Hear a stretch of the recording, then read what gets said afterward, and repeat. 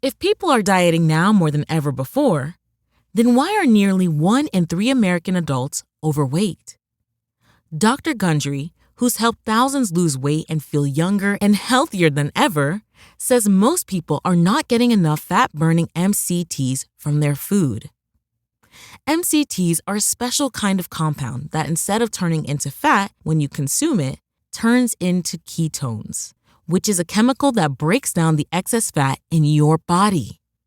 So, by getting more MCTs in your diet, you essentially flip a switch that puts your body in caloric bypass mode, which can flush out excess fat and calories. And he's created an easy way for you to activate caloric bypass right at home. It's called MCT Wellness. This powerful blend of fat-flushing MCT powders and antioxidant-rich polyphenols is designed to help you unlock your body's fat-burning, energy-producing potential. What's even better is that it's a delicious drink. I love how incredible it tastes. All you do is add a scoop to water, enjoy, and watch as you start feeling slimmer and more energized. So, if you want to experience a quick, easy, and effective way to melt pounds fast, go to GundryMD.com/energy and order right now to get up to 53% off your regular price order with a 90-day money-back guarantee. Again, that's GUNDRYMD.com/energy. The following podcast may contain discussions supported by science that may be considered dangerous to some listeners and conspiracy theorists. Discretion is advised. The 3 Down Greencast is brought to you by the Pile of Bones Brewing Company. Home delivery available in Regina at sassbeerdelivery.ca. Welcome to the 3 Down Greencast. You are listening to the internet's only pro shoe throwing podcast. I'm Joel Gasson with John Fraser as usual, and we got some things to talk about on this here episode. No question about that. Boy. As admittedly, the steam has kind of come off a little bit because it's been a few days since the Riders shot the bed against the BC Lions, shall we There's say. no other way to say it, Joel. There really isn't. Yeah, so we'll get into various storylines that came out of that game, as there are many, most of them involving the one side of the football. Mm-hmm. But we'd be remiss if we did not talk about something that happened in a game over the weekend. It was on Sunday afternoon between the Toronto Argonauts and the Ottawa Red Blacks. The Red Blacks basically picked up their first game of the year because finally someone did something dumber than them. As I don't know the name of the player who did it, but an Argo defensive lineman, I believe, or a linebacker, tackled William Powell, ripping off his cleat, and then he gave it the old chuck down the field. Not quite as well as Marco Wilson did for the Florida Gators a few years ago against LSU, but he still gave it a throw, and that prevented Ottawa was going to have to settle for a field goal at that point. The shoe throwing kept the drive alive, and it ended up in the Red Blacks remarkably scoring a touchdown, which ended up being the game's winning score. So bravo to the Argonauts, who found the most dumb and chaotic way to hand the Ottawa Red Blacks their first win of the season, and we couldn't be prouder of them, quite frankly. Well, I'm not, because although I do feel some pride that they basically proved that the Fraser curse is real. I mean, if your parlay is not going to work out, at least it didn't work out in entertaining fashion. No, that's fair. That's fair. I had a 4-game parlay this weekend that all came down to that Argos and Red Blacks game. I was texting you when the Argos went up. I thought, yeah, it's all good. It's fine. I'm going to make like 60-some bucks. We're like laughing and joking about I'm going to buy the beer when I see you in a couple weeks. And then somebody throws a damn shoe. Honestly, who throws a shoe? At least 2. It's happened at least twice now that I feel like there was a third shoe throwing recently in football. I believe it happened in the NCAA again after, like a year or two after the Florida Gators won, but it wasn't quite as prominent. Like I feel like there was another, but I can't quite put my finger on it. But there's definitely been at least 2 in the last like 3 years, I believe. 3 or 4 years. And both of them ended up being like huge game-changing kind of penalties. I believe the Florida one was especially funny when Marco Wilson threw the shoe, because LSU was having a lost season, and Florida was, they were doing well that year, and then they lost that game, and I believe that cost them a chance at going to the SEC championship game. So, all because somebody throws a shoe. So the lesson is, kids, no matter how fired up you are, how jacked up you are about tackling a guy by the feet and literally removing his shoe like you have a Kurt ankle lock on somebody, just don't throw it. Place the shoe down, or you're going to screw up a whole bunch of people's parlays, such as myself. I already had that $62.50 spent, so let's find the player who did it and send him an invoice for $62.50. It's the only way to resolve this. It's the only way to make the universe right. So you are right. The Fraser curse strikes again, but I am glad at least to see it. It was like an entertaining, chaotic, dumb, sickos committee approved way to lose a football game. Yeah, absolutely. And it is a very fitting way for the Ottawa Red Blacks to finally get a win under, truly bizarre circumstances. I don't think we could really have it any other way for, I believe, what were they, 0-7, 0-6 before that? They were 0-6. And it's impossible to know how many games teams have played this year because the schedule is so weird. Yeah, it really is bizarre and bonkers, but we should also mention 0-6 and yet one game out of a postseason spot. Mm-hmm. Or 2 points, because, points in the CFL, and I hate that. It's garbage. Until a tie comes in play, it doesn't matter. It's just wins. Yeah, but then a tie does, and then people start talking points, and even at that, like, you get Glenn Suter with his 3 minutes are awesome, talking about the game resulting in points, big guys doing big guy things. See, we're starting to see the formulation of the Glenn Suter drinking game. I'm not quite there, but 2 points is part of it. I wish the CFL makes me feel dirty in football terms. Yeah, it does. I don't know. I guess they picked it up from hockey and it sticks, but I mean, yeah, it's honestly a thing I rarely ever see referenced. For the most part, when it comes to like the actual CFL standings, people generally go by records because you get a tie maybe once every 3 years, and then it kind of comes into play. But even then, you could still figure it out by win percentage without the ties, right? With or without ties. So I mean, they should, just do away with points. But Glenn Suter doesn't think so, Joel. So at least that is one of the 4 pillars of the Glenn Suter drinking game that I will eventually stop procrastinating and come up with. And actually, it was funny until I mentioned that. I didn't realize I was supposed to have some semblance of it ready for this week, but here we are. I mean, we have very often not delivered on promises that we would say on this show. You may not have noticed over the years, there's a bit of a sort of unintentional running bit where I talk about something we're going to talk about during that episode, and then we just don't talk about it. So yeah. And I am squarely to blame for that, for the 1,000,001 tangents I take us on. And I feel like after the day I've had today could be a very tangent-filled episode. And to you, my dear co-host and friend, I apologize for that. That's okay. I mean, we got lots to talk about, lots of room to fill. I mean, I believe we're finally 20 days between games or something like that for this team. So that doesn't mean we're taking next week off. We're going to let you know now so you can start thinking and getting your questions in. We are bringing back our our somewhat asked about episode.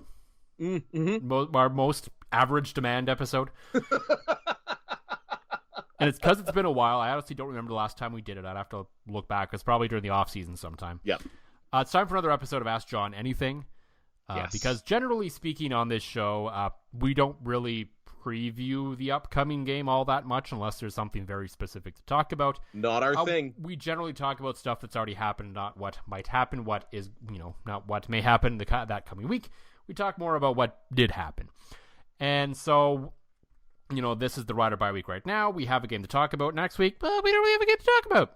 So, right. Barring something catastrophic, or huge, like, say, Craig Dickinson is no longer the coach of this team next week or something like that, we may not have a whole lot to talk about in terms of this team. That team being, of course, the Saskatchewan Roughriders. So, either to me or John on Twitter, preferably me, because I like to surprise John with questions. Oh, they're the best way to surprise me. I actually stopped looking at your replies, because a lot of them are juicy. I like my honest God reaction on them. Mm-hmm. And the best part is similar to this week's episode. I get a solid buzz on before coming on. Yeah. So next week, when we record, will be, I believe, our third or fourth rendition of Ask John Anything. It's our take on the mailbag episode where you don't ask us questions, you just ask John questions, and they can be about literally anything to do with anything. Doesn't necessarily have to be football related. We prefer when they are not football related. Yes. I do, especially because it gives me the chance to go off on some very random tangents and get my thoughts out there. Mm-hmm. You will have a chance to get your thoughts out today on various topics, as the Saskatchewan Roughriders have left us plenty to talk about after that loss to the British Columbia Lions. But as usual, before we get to all that, John, for the Pile of Bones Brewing Company this week, what is in the glass? Well, thanks to the Pile of Bones Brewing Company, right now as we stand, I'm having a Partake Rattler. And the reason I say thanks to the Pile of Bones Brewing Company is because when you have a friend that has a pool and you offer to bring over a box of vodka water and some fried chicken, you end up getting a DD service home because neither you nor your wife can agree on who's going to drive home. You just assume the other one's going to do it. Next thing you know, it's 5:30. Both of you have a pleasant glow on, and you need to get your van full of kids taken home with a DD service. So we're on the partake now. Otherwise, it might get a little sloppy on here. Sloppier than usual. I was going to say, we wouldn't want you getting sloppy. That would be... No, that never happens. But I will shout out First Choice DD service. If you're in a situation in which after a couple beer garritas and some Pile of Bones rattlers, where you look at your significant other and both of you go, I thought you were driving this time. No, it's you this time. Yeah, First Choice. Great option. They don't judge you for, that's the thing as a parent. You're like, are they going to look down on me for getting my minivan full of kids home with a DD service? Nah, they had glow sticks for the kids. It was awesome. Yeah, I mean, there's worse things you could certainly do to get them home, so. That's right. Send them in a balloon or something, or carrier pigeon, or just leave them at my friend's house. I mean, all of which were discussed, but First Choice is where it was at. Mm-hmm. For me, I have one that I believe you had before, actually. It's from up that way. Oh, wow. I brought home a can, because I put it on the single shelf at work. The Pineapple Pale Ale from Homebound Brewing. Yes. It's one I figured we have a good amount of it, so let's try it. It's nice. It's it's more of a straightforward fruit beer, which is nice every once in a while in this world of sort of fruit beers taking more the sour route now. This is basically just straightforward. Here's beer, here's pineapple, and it's very pineapple-y, and it's been hitting the spot in what's been a pretty hot summer. So. Yeah, no, it's beautiful for that. I remember having mine in the winter. Mm-hmm. Definitely wish I had it in the summer, but yeah, sticking with the part. I might get one of the boys to go into the fridge and grab me a real beer right now, like a Rebellion Amber. That'd be great, kids. Do you think boys? Are you listening? I don't know if they're picking up on what you're putting down right now. They're both playing video games right now as part of the. Oh, you meant weird life like that. No, Max, please. There's a Rebellion Amber in the fridge. If you go grab it for me, buddy, I'll put it in the golf ball. All right. Thanks, Max. Totally picked up. Oh, you meant in real life. I heard that loud and clear. That's the problem. Is after my other microphone broke, I owe you Kool-Aid Jammers. Is that the trade? I get my Rebellion Amber, the one with the dragon on it, and you get Kool-Aid Jammers. Sure. Fill your boots. Let's go. All right. The caddy dragon? Yes, the caddy dragon. But please close the fridge. Don't. All right. Got the dragon. Boom. Done. Okay. That is in the golf ball. Okay. Boom. Done. All right. There is your dramatic play-by-play moment of the podcast showing that this is, in fact, real life. Only the most professional of podcasting for this show. I did warn you. I know. It's great. I think it's great. In the basement. There might be some background noise here. Yeah, I think it's great. I don't know what the listeners will think, but I think it's great. We've got our solid base. We are just kind of stuck with that. I feel like our listener base would enjoy that. For sure. What they probably did not enjoy, at least the ones who are Saskatchewan Roughrider fans, was... just outstanding. How do you turn that chaos into that smooth of a transition? I will never know, but I respect the hell out of it. Yeah. Was that game, of course, on Friday night? Yeah, Friday night against the BC Lions. It feels like it's been a week since they played that game for some reason. I have no idea why, but it has. Yeah, Boy. I mean, it was such a strange game where for I think the first time this season really they came out strong and they're up 10-1 in the first quarter. You're thinking, okay, maybe they finally figured something out. Maybe Cody Fajardo was the missing link and he just needed a little rest and they're fine now. And then when it was 17-4, it was just from there out essentially. Yeah, as Max literally just said, is the best way to put it. I, for a moment, because I have been very vocal, not only on last week's pod, but on social media with fellow 3 Down contributors, Josh Smith, Ryan Ballantyne, that I'm like, I know I was in about a dozen Lake of the Woods beers when I said we need to hit the panic button after the Montreal loss. I'm kind of dying on that hill. I think that I might have actually been right with hitting the panic button after that Montreal loss, because I think, Joel, this team is in a lot of trouble. I think the offensive line is not good. The offense is not good. Duke Williams is getting paid more money than any of us can imagine to drop every second pass thrown his way.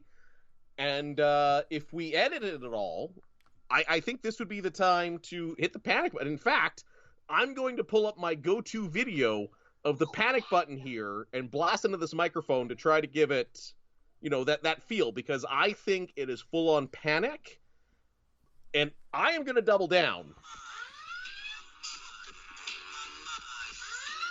Of course, thanks to Tim and Sid and Sportsnet for the edit on that, but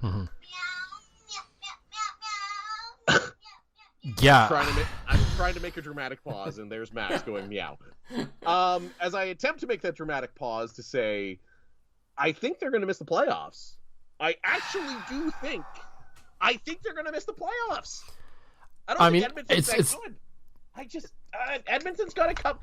To use a college football term, they got a real cupcake schedule coming up here, and this was the Riders' kind of chance to prove that they're better than what we've seen lately. And they didn't. They look like crap. Yeah, I mean, missing the playoffs is definitely in the realm of possibility right now. I'm not debating that. I still think at the end of the day they'll find a way to be better than Edmonton. The question will be it depends on how it's going to shake out in the East and whether whether 3 teams can amass enough wins to kind of surpass sort of where the starting point was for this team this year. But yeah, I mean, they are certainly far from safe. I think it's safe to say at this point a home playoff game is definitely out of the question, barring something catastrophic. I mean, they did kind of get the first step in that with some help from the Winnipeg Blue Bombers, who, I know Rider fans maybe don't want to cheer for the Bombers, but at this point, it's like you may as well just hope they pull away and run away with this division at this point and beat the Stampeders and the Lions every chance they get, because that's the only chance of this team climbing out of 3rd place or 4th place and into a home playoff game at this point. Is to get a lot of help and probably come pretty close to running the table the rest of the way, which, looking at their schedule, would be quite a feat for even the best of teams of the CFL, let alone one that is middle of the pack-ish, lower middle of the pack, I would say right now. Because you said it, and I think we've had enough of a sample size for this offense now for this team, not only this year, but going back to last year. We have, a season and just over a third of the Jason Maas offense at this point and how it relates with the players they have and this team they have. And it's just not good enough. No. And it's not just Jason Maas. It's a variety of things. And I think that's the biggest problem right now when you look at it is, okay, there are times in, for teams when they struggle with things, you can pinpoint a thing and say, okay, they suck at this. If they fix this, they'll be fine. Mm-hmm. There isn't this for the Saskatchewan Roughriders. I think number one, first and foremost, is, of course, the offensive line. But beyond that, I think even if you fix the offensive line, they'll be better. They'll be much better. But I still don't know if the offense is good enough to win with a good offensive line the way it is currently built and the way it is currently run by its offensive coordinator. Well, even before the season, we said that this Riders offensive line had a lot of top-end talent, and depth would be the question. That depth is being tested right now, and it's clear. The depth is not there. Logan Ferland, we're both high on him, We're not high on him as a center. Josiah St. John is a absolute bust. There's no ifs, ands, or buts about it. And the thing that blows me away is Craig Dickinson is asked after the game, why'd you only run the ball twice in the second half? And he kind of goes, why did we only run the ball twice in the second half? Like, something is going on there, and it is the Moss play calling. And when you have your players, like, you and I both know from covering this team, there's no player in the world that's going to come right out and say, I hate Moss's play calling, we need to do this more. But if you read between the lines, I forget who was on the post-game show that basically said, yeah, we want to run the ball. It gets us into it. It was a lineman that said it. But those are the you're getting. Logan Ferland was brought to the podium after the game. Okay, so I'm guessing it was Ferland that said that. It might have been somebody on the CKRM post-game show that you couldn't pay. No, post-game show I'll listen to. The rest of it I won't. They basically came out and said, we want to run more. The coach is saying we want to run more. And there you have Jason Moss just taking their best offensive weapon essentially out of the game. Like, I've not defended Moss, but wondered, is this, him not running because the team is not built that way? Or But we know the team is built that way. Like, we've seen them play well and succeed when they've had Jamal Morrow, when a healthy Frankie Hickson in the lineup, both rushing for 50, 60, 100 yards. Right. That's when they've been at their best and won games fairly easily. Yes, when the old I formation comes out, the old, couple running backs, you get the French-Canadian fullback in there, and it blows me away that, I think the casual person will say, well, you have to pass in the CFL. It's a passing league, blah, blah, blah. Well, you do to a point, for sure. It is to a degree, but I think everybody's in agreement that the Blue Bombers and Stamps are the best two teams in the CFL this year. Mm-hmm. I watched every second of that game, being the Blue Bombers fan I am. Yeah. Both teams ran the ball 20 plus times. They used it to mix up tempo. They did lots of great things with running the ball. Even in, the Red Blacks, a big key of their success, finally picking up their first win, was running the damn ball. Like, you have to pass well in the CFL, but you can't just abandon the run. Well, yeah, because we want to get into that. Okay, so, everyone talks about the day Nathan Rourke had, of course, and deservedly so. 27 for 33, 336 yards, 2 touchdowns. Compare that to Cody Fajardo, who was 18 of 27 for 168 yards, 1 TD, 1 touchdown. Well,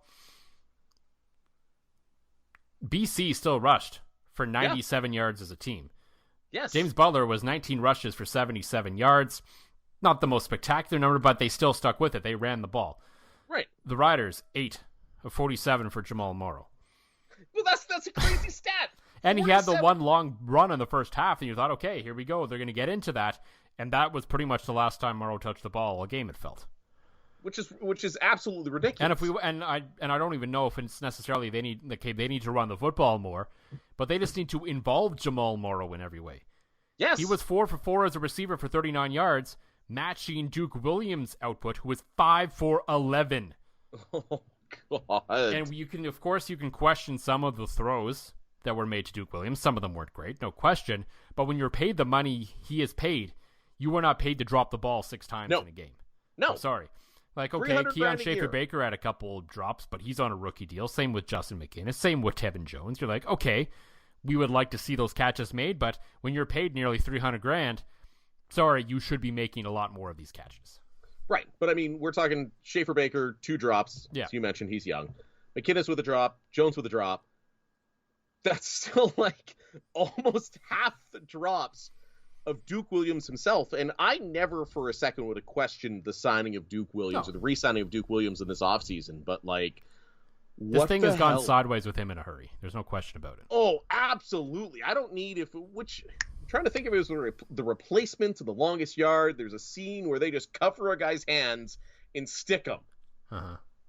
That needs to happen with Duke Williams. We need to draw inspiration from Adam Sandler movies to get Duke Williams to catch the damn ball. Like, and that's the thing. Like, there's so many broken things with this offense. Yep. And they can't win them a game. No, and I'm like, to be fair, and like, I'm actually proud of most people who have come forward after that game, and in a situation where a team gives up 28 straight points, generally the focus kind of goes to the defense. I haven't heard a single fan or anyone talk about the defense. No. Despite the fact, because, that BC Lions team is going to score points. We all do that going into that game. So it was up to the offense to respond. And the defense will probably still tell you they would have liked to have had a few more stops, no question about it. They're going to be good teammates and say that. The fact remains that this falls on the offense. It's fallen on the offense since the start of last season. And something drastically has to change. So I hope to hell, if you're a fan of this team, that this coaching staff is figuring this out over the bye week. Because obviously they can't practice, the players can't practice, but the coaches are going to be in there working. Mm-hmm. And something needs to get figured out one way or the other, or I don't know where this goes. Well, and I'm glad nobody is blaming the defense, because that is spot on correct. When the time of possession, 36-24. Yeah. And it happened the week before too, but against the Toronto Argonauts in that game, you could sit there and you could say, okay, they were playing with their third string quarterback. They were missing, allegedly their best receiver. They were missing, they're still missing a good chunk of the defensive line. They're missing that. Half the team had COVID. Their whole week was thrown into chaos with, they didn't know when they were going to practice, if they were going to practice, if they were going to play. That whole thing, that whole game, the way that ended was a bit of a write-off for me. You can wrap your head around the fact that they got 2 yards of offense in the fourth quarter against the Toronto Argonauts in that game. The fact that it basically happened the next week with Duke Williams in the lineup, with Cody Fajardo in the lineup, with a normal week, that is setting off loud sirens in my head that is like, this is broken right now. Yes, and you and I are both on the record of saying that BC is good. I think they're good, but they're not Winnipeg or Calgary. They're not what the record says they are, right? The Riders at playing their best, whatever that is right now, I don't know. But a fully healthy Rider team playing good football can beat the BC Lions. Yes, absolutely. And BC squeaked out a couple wins. They played some tight games against teams that maybe shouldn't be that close, but still, the Riders did not look. And it all comes down to, and you referenced it in the good, the bad, and the dumb. I texted you the second that Alford ran that ball out, which led to the safety. I'm like, turning point? Yeah. Because everyone knew it at the time too, but yeah. It's rare, though, that I get things right. And I seem to be on a roll of doing that lately, minus my own damn picks with my own money on the line. But you could just tell that safety giving up a couple plays after that boneheaded decision, after Alford, killed any chance of a comeback against the Argos in that shorthanded game. Like, you could see the momentum shift. And again, I'm watching on TV. I couldn't imagine what the stadium was like. So it's going to be very interesting to stick with the BC Lions. What happens if they lose to Edmonton? Did you know if they lose to Edmonton by 11 points or more, they technically overtake fourth in the division? I did not. I don't know. I could see it happening. I'd be surprised. I know I've been on this for a while. I just think that the Riders playing down and coming back to Edmonton has given the Elks new life. Like, you look at the comments out of that room, it's no longer like, and I get you had all the cuts and everything, but you look at the comments coming out of G. Roy Simon, out of everybody in that organization, they've gone from, yeah, ho-hum, we're going to play decent, to, yeah, we can make the playoffs. It's like this Riders team shooting themselves in the foot several weeks in a row has all of a sudden given new life to the Elks that we all kind of thought were going to be an afterthought this year. And now they go at BC and then the home and home with the Red Blacks. Yeah, maybe. Well, we'll have to see where it actually comes of it. I'm still not entirely convinced of the Elks, but hey, I've been wrong about things before. There's no question about that. To me, what sort of stands out to me is like the most puzzling piece of this whole thing that I just can't wrap my head around. And it's not that the offensive line hasn't been good. Mm-hmm. It's that Jeremy O'Day, right, who is, one of the, a top offensive lineman in this league at one point, is the guy in charge of building this roster. and didn't really, I mean, I don't know if like the retirement of Matlin Riley kind of threw him off guard, or if they were really expecting Brendan Labatt to come back. I don't know. But you would expect more from a guy who was an offensive lineman and understands the offensive line play to bolster an offensive line that wasn't very good last year. You could forgive him last year. Brendan Labatt kind of retired last minute. There was COVID things. There's all kinds of stuff going on. It's like, okay, let's see what we got, and we'll go from there. And there was nothing that necessarily suggested what they had last year was that great. Of course, the injury to Dan Clark throws things into a wrench a little bit, but regardless, every team has injuries, and a lot of teams tend to figure it out. I mean, there was one year the Calgary Stampeders were still good, missing basically their entire offensive line to injury, for God's sakes. Well, remember, they switched a defensive lineman to an offensive lineman middle of the game and still won, if I remember correctly. Yeah, that happened. Like, So, like, the fact that, and so to me, that, I mean, I'm not suggesting that Jeremy O'Day should be losing his job over this, but the shine is definitely off. Mm-hmm. There is a lot of questions about this regime right now. I think at the very least, barring some kind of, major turnaround the rest of this season, we're probably looking at, I would say, at least a new offensive coordinator next year. I think Craig Dickinson needs to kind of do some self-scouting himself and sort of, he gets another correct kick at the can, I would say. Mm-hmm. But the seat is going to probably be very hot next season if this doesn't turn around in a lot of different ways. And then that falls again to Jeremy O'Day, and then it falls to Craig Reynolds as well. The whole thing all the way up the chain is kind of bumbled through this entire sort of mess, starting all the way to the Garrett Marino thing. Yep. And it was Daryl Davis on the Green Zone postgame show as I was driving home was saying it all kind of started with that. It all kind of started with the organization kind of trying to quietly shovel that under the rug rather than coming out and just letting everyone be accountable for it. Right. Where they left Craig Dickinson and Cody Fajardo essentially holding the bag for all this stuff. Instead of, it's like, okay, Garrett, you got to go out today and you got to talk. Yeah. Or after the touchdown line to K. Duke, you got to get out there and get ahead of this and finish this. And I think, they probably rolled out Jeremy O'Day and Craig Dickinson to the media too late as well. I would agree. I would agree on all of that. And I don't even think that it falls so much. And this will go, I'm going to go into a wider issue here. Yeah. Who the hell is scouting for this team? And I mean, that's a whole other thing. And I mean, I took a little flack from a few people when one day I said to Alex of Piffle's Pod, I was like, I don't think they have very good receivers. No. And to be fair, I should have been a little more clear. I think they have some good Canadian receivers. Yes. I think they've done fairly well in finding, sort of B+, A- quality Canadian receivers. Mm-hmm. They haven't found an American receiver since the Chris Jones era, because immediately people were like, oh, what about Shaq Evans or Kyron Moore? I'm like, well, that was under the Chris Jones era. Yes. They found those guys. Jeremy O'Day, Craig Dickinson, whoever, Paul Jones, I believe, is still a part of this group right now. And where's the Dalton shown? Where are these guys that you don't expect to be good that suddenly show up and, just show out and make plays and ball out? And you just haven't seen that from an American receiver on this team. No, the only way they could shore up the American receiver was to, throw a dump truck of money at Duke Williams. And when you do that, when you're forced to do that, it backfires on you, right? Yeah. And I mean, I can tell you as a Bomber fan, before he started playing this year, I had no idea who the hell Dalton Schoen was. No one did.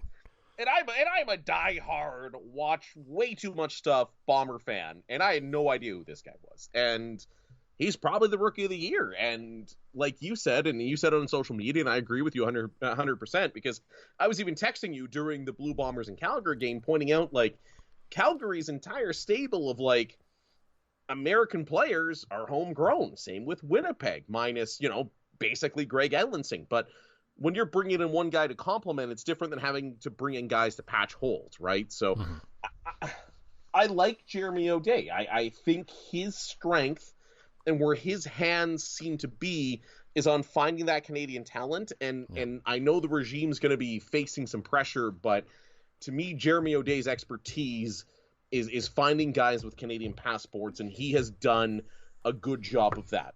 Josiah St. John was an absolute flop. Matlin Riley, I get it. You can't predict a guy retiring to go become a police officer when you're drafting him, right? But and again, we all joke that the easiest parts to replace on most CFL teams are American defensive linemen and American receivers, because there are literally thousands of them coming out of college every single year, and the Riders are so far going about 0 for 4,000 on finding them since Chris Jones was here, right? So, yep, it's almost amazing how they can't find anybody, right? Like, and in fairness, like, I think they found some guys who are okay. I think they have a stable of receivers that are all sort of the same guy. There isn't that guy that's going to necessarily take the top off the offense. There isn't that guy that's necessarily going to go up and catch a ball 8 feet in the air one-handed. There isn't, there isn't sort of that change the game kind of receiver on the team right now, or at least the guys who can do that are injured, but that's not an excuse. Lots of teams have to deal with that, or they're just not living up to their potential right now in Duke Williams.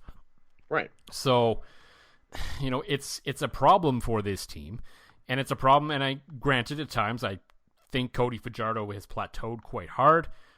Granted, his injury isn't helping, but he hasn't really progressed along the line we saw from his 2019 season. No. So he may be what he is at this point, which is kind of a pretty good quarterback, but not truly elite. But I'll give him a bit of a pass because his athleticism and his mobility is a big part of his game right now, and it's just not there. So I'm not willing to totally write the book on Cody Fajardo just yet until I see him back at 100%, which may not be till next season at this point. Right. But at one point, like, and this is a name I've texted you before, at what point are you not seeing what Matt Nichols is up to let Cody get healthy? If it's not a tear, if it's a sprain or a strain like we're led to believe, the only thing that is possibly going to get that better is rest and rehab. Getting hit in the leg behind a porous offensive line is not going to do that. I think Matt Nichols off the top of my head, because in July he told Shed that he was done playing football. So all right, so now we know. I just looked that up now just to make sure. That's what I appreciate about you. I get the spicy takes, but and that's the problem, is there's not a lot of quarterback. Nobody's going to trade you a quarterback at this time of the year just to hold the fort. So do you go with Mason Fine and fall out of a playoff spot and hope to bring it back when Cody's better in 3 to 4 weeks? Like, again, this comes down to the U.S. scouting department, that you can't find a game-breaking receiver, so you have to pay for one. You can't find they found good defensive linemen. Give them all the credit in the world. They've been good. They've been pretty good on defense, no question. They found great defensive players, but offensively, they can't find receivers. Seems like they can't find a quarterback that they can trust, because they've done all right at running back. I'll give them that.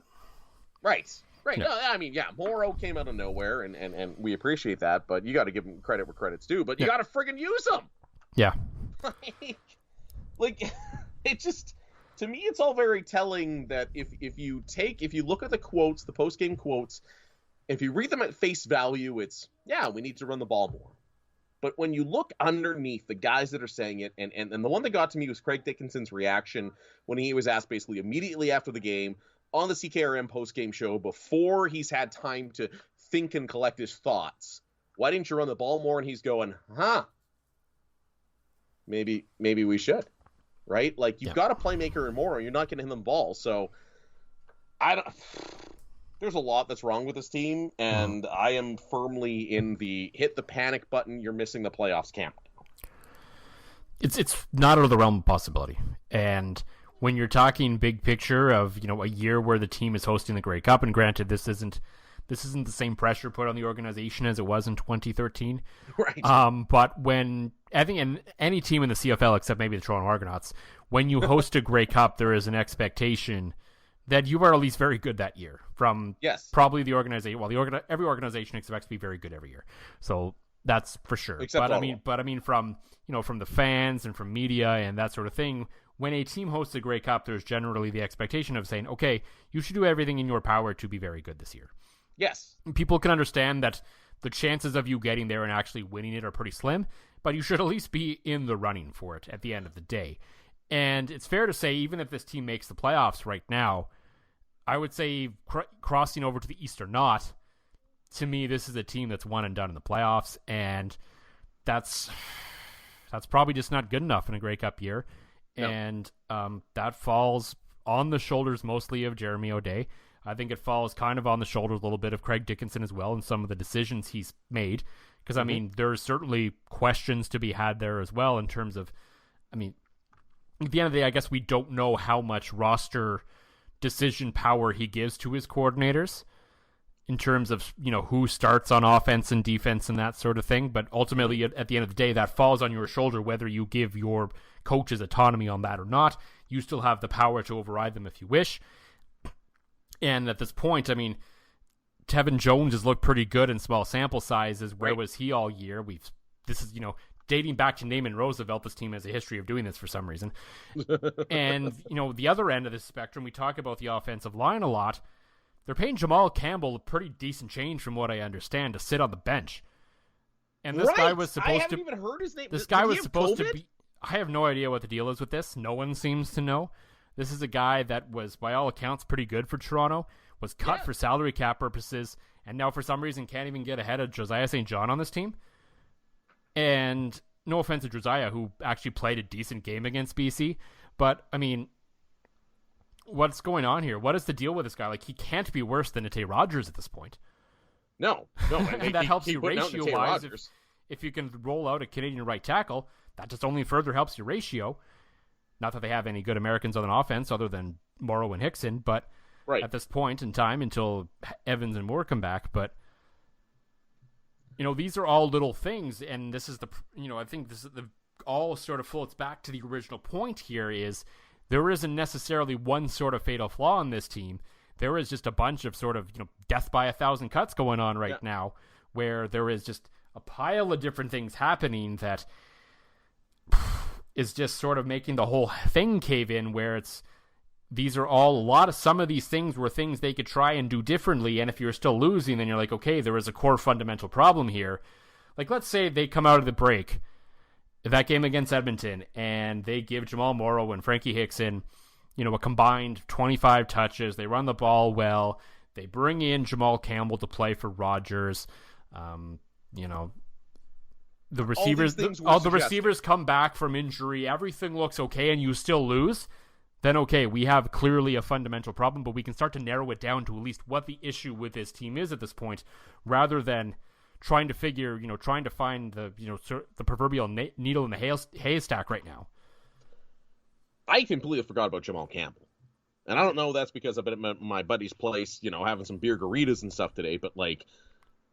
You're right. Like, that's not a small size. Like, is he just, like, vastly out of shape? Like, does he look like me with my tarp off in a pool? Like, what is going on? Like, because he was good a year ago. He was a good player for the Toronto Argonauts. And, again, all jokes aside, I might be able to be a good player for the Toronto Argonauts these days. They did finish first in the East last year.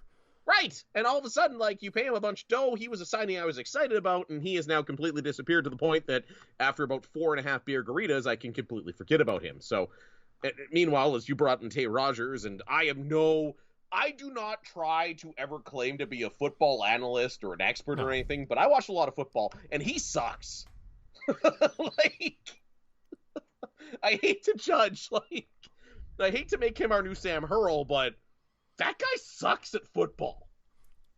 Yeah, I mean, plucking a guy to try and improve your offensive line off a bad offensive line, off a historically bad football team in the Ottawa Redblacks from last year is maybe not the best idea.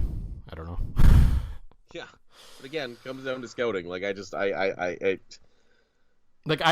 don't know if they're just sticking with it because that's how they want their ratio to work, and that's why Campbell hasn't made its way on, and they maybe don't want to play him a guard. They think he's a tackle. So, but I mean, we've seen other teams, BC shored up their offensive line by going 3 Americans. Yes. And I think they being the Riders, have the Canadian depth elsewhere to do it. They could roll out, once healthy, all of them. You could go with Keon Schaefer-Baker, with Mitch Picton, and with Justin McInnes at receiver. You could do 3 Canadians and 3 offensive linemen who are American and still make the ratio work that way. Yes. So why wouldn't you at this point? Like, there's no reason to then, say, maybe we need to helicopter in some NFL cuts here if that's the best we can do at this point, because something has to get done. And we've talked about this on this show before, where the offensive line is probably the number one concern. It would fix a lot of what ails them, not everything, if the line started playing better. But as we've talked about before, it is so difficult to improve an offensive line midseason. Oh, God. It is. I would argue that might be the hardest thing in any sport to replace. And I mean this like NFL, CFL, you don't see offensive lineman trades for a reason. You see them moved in the offseason, things like that, right? Like, it's just like you don't. And it's almost it's like a lack of creativity. It's almost like the Riders are going, well, everybody else goes, Americans at left and right tackle and Canadians in the middle, so we should do the same thing rather than doing what maybe they should. Like, let's face it, the Montreal Alouettes of their heyday had 5 Canadian offensive linemen. That probably ain't happening again. So no, let's look at this team. Get creative. You mentioned those great Canadian receivers. Like, hell, they're catching more balls than Duke these days. Yep. Like, and Braden Linnaeus is out there again right now. Just saying. He is. And it's not before Labor Day. I mean, this is a drastic move. But do you let Duke go? If you can get Linnaeus and some offensive line help? I mean, I saw the question on Twitter that someone had brought up, would you trade Duke Williams for offensive line help? And I think, or I guess in this case you're suggesting cut him and then sign someone. But either way, whichever way you look at it, I think at this point the answer is emphatically yes. Yes. I think the cap savings going forward. Linnaeus is Canadian. Linnaeus is Canadian, of course. And I don't even think necessarily whether they get Brady Linnaeus by removing Duke Williams or not doesn't matter. It's would you do something with Duke Williams to improve the offensive line, period. Yes. And I think the answer is emphatically yes, one way or the other, because for cap reasons, for play reasons, for, I think, increasingly locker room reasons, on-field reasons, there's a lot to consider at this point, and it may be time close. The time may be coming, if things don't improve, to sort of cut your losses there and sort of move on. Well, and the reason I said cut him in favor of Linnaeus and offensive line help, because I think you bring in Linnaeus, now you have another Canadian spot on that already great Canadian depth. You can go back to the 07, 08 days of the Canadian Air Force that they used to have here and go with more Americans at the offensive line, because the Canadians along there, to me, you go 3 Americans, Clark / you go Johnson and Furland. Like, that's your Canadians, Johnson and Furland, until Dan Clark is ready. And then when Dan Clark is ready, you have depth in that position again, right? Like, they need to do something. Moss also needs to pull his head out of his ass. But it's bad because, like, as you've said several times, it's not like you're looking at one issue. You're looking at so many issues. And I'm just glad that for once in our lives, Joel, we've been saying, even when they were playing well, that the rot was coming from underneath, that we might actually be right. And for once in my life, I might get to go on social media and say, ha! I was correct! I called it! Sorry, Rider fans, but it'll be a new day for me, and I'm looking forward to it. Or hell, now I've just Ultimate Fraser cursed them, and they're about to go on a massive run that'll see them bury my Blue Bombers 3 times this year. Either way, it's going to be interesting and entertaining one way or the other. I think one thing I think we can all agree on at this point is whoever between Winnipeg and Calgary represents the Grey Cup in the West. We've talked about this on the show before. They're going to lose to like an 8-10 Ottawa Red Blacks or Hamilton Ticats or something, right? Like, that's coming. Oh, 100%. 7-11 Hamilton Tiger-Cats winning the Grey Cup. At your job, do you ever have to deal with a nose roller? How about a snub pulley? Well, if you're installing a new conveyor belt system, dealing with the different components can sound like you're speaking a foreign language. Luckily, you've got a team ready to help. Grainger's technical product specialists are fluent in maintenance, repair, and operations. So whenever you want to talk shop, just reach out. Call, click Grainger.com, or just stop by.